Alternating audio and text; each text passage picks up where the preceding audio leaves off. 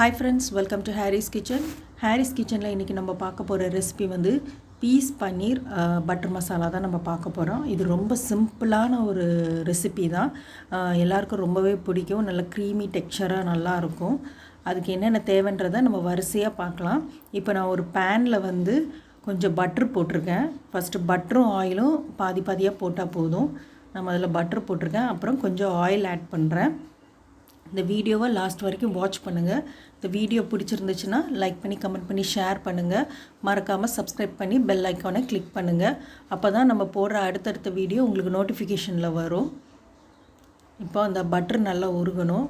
இது வந்து லஞ்ச் பாக்ஸுக்கும் இது வந்து ரொட்டி சப்பாத்திக்கெலாம் வச்சு கொடுக்கும்போது ரொம்ப நல்லாயிருக்கும். நானுக்கும் ரொம்ப நல்லாயிருக்கும்.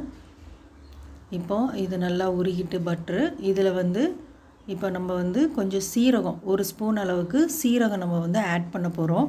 நான் வந்து பன்னீர் 200 கிராம்ஸ் பன்னீர் எடுத்திருக்கேன். அதுக்கப்புறம் 2 பெரிய சைஸ் வெங்காயத்தை பொடிசாக நறுக்கியிருக்கேன். நல்ல பெரிய சைஸாக எடுத்திருக்கேன். உங்கள்கிட்ட மீடியம் சைஸ் இருந்துச்சுன்னா ஒரு 3 வெங்காயம் எடுத்துக்கோங்க. இதை வந்து நல்லா வதக்கணும். லைட் ப்ரௌன் ஷேட் அந்த கலர் லைட்டாக மாறினாலே போதும் நமக்கு.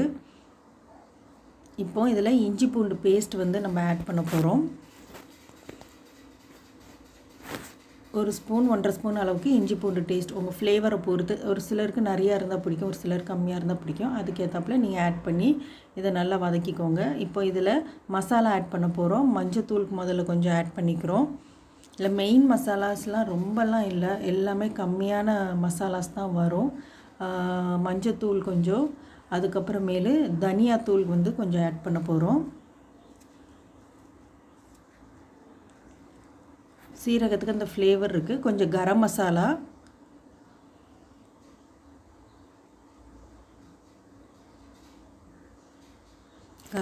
கொஞ்சம் ஆட் பண்ணிக்கோங்க. லாஸ்ட்டாக நம்ம காரத்துக்கு வந்து மிளகாத்தூள் வந்து ஆட் பண்ண போகிறோம்.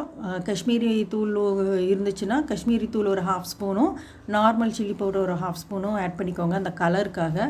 இல்லை காஷ்மீரி சில்லி பவுடர் உங்கள்கிட்ட இல்லைன்னா நார்மல் மிளகாத்தூளே 1 ஸ்பூன் அளவுக்கு நீங்கள் ஆட் பண்ணிக்கோங்க. மல்லித்தூள் எல்லாமே ஒரு ஸ்பூனுக்கு ஆட் பண்ணிக்கோங்க. இதை நல்லா மிக்ஸ் பண்ணிடுங்க. இந்த மசாலாவை ஃபர்ஸ்ட்டே நம்ம போட்டு நல்லா வதக்கிட்டோம்னா அந்த ஸ்மெல் கொஞ்சம் கம்மியாகும். இப்போ இதில் தக்காளியை வந்து நல்லா பேஸ்ட் பண்ணி வச்சுருக்கேன். இந்த பேஸ்ட்டை வந்து அந்த மசாலாவோட நம்ம ஆட் பண்ண போகிறோம். இதை ஆட் பண்ணிட்டு இதில் எந்த கலருமே நான் ஆட் பண்ணலை, நேச்சுரல் கலர் தான். இதை வந்து நல்லா மிக்ஸ் பண்ணிக்கலாம்.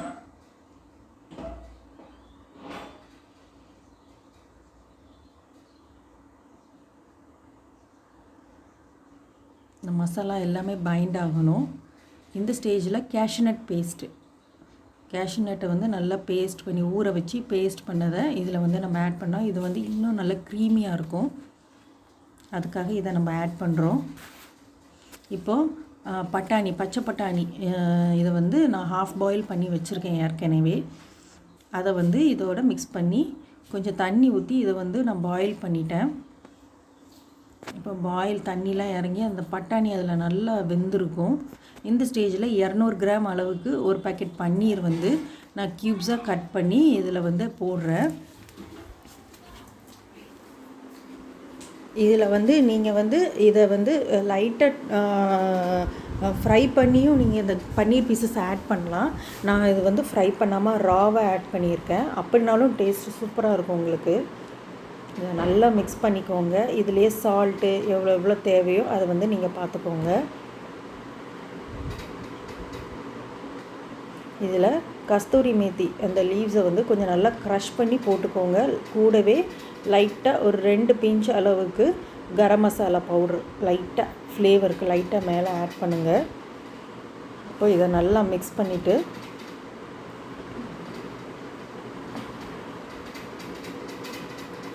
இதில் கொஞ்சம் தண்ணி ஆட் பண்ணிக்கோங்க. அந்த மசாலாலாம் அந்த பன்னீரில் கிரைண்ட் ஆகணும்.